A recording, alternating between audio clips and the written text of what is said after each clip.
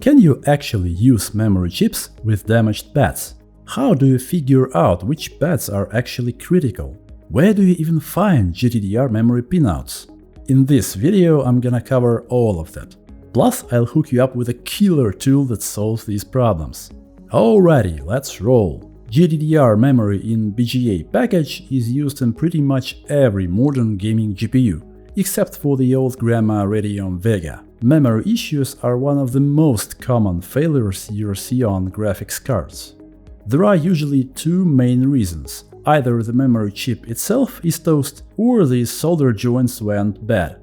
There is also risk of GPU core failure, but let's hope it won't happen. Bad soldering is getting more and more common these days.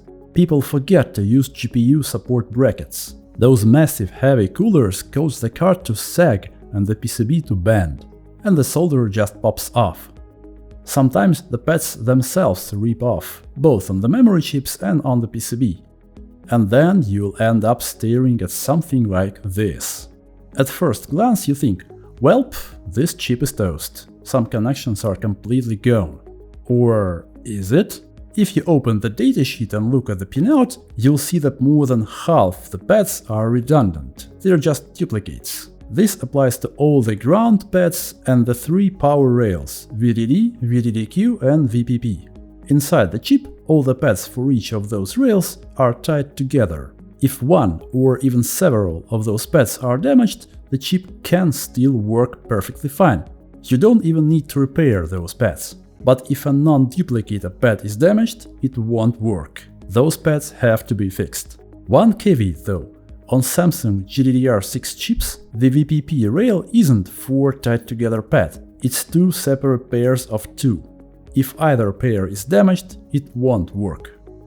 So, how do you quickly tell if a specific chip or board is still usable and which pads are truly critical?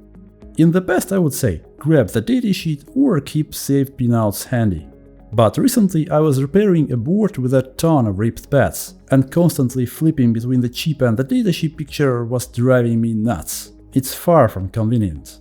I can work with a board from different angles, and as a colorblind guy, the color coding on diagrams is not exactly helpful. I'm a programmer by trade, so I rolled up my sleeves and over a couple of evenings built an online tool.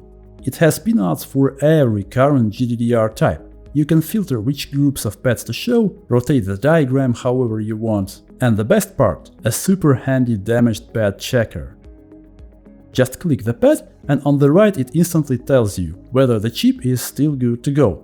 Critical pads get a double outline. Those are the ones you actually have to fix. I hope this tool makes life easier for fellow repair techs. Speaking of which, repair folks, you'll definitely want to check out my recent video about the factory defect on Gigabyte 3080 boards. Seriously, watch it, it's important stuff, otherwise your repair might not be complete. And while you're here, smash that like button and subscribe, it helps a ton. And thanks for watching, catch you in the next one.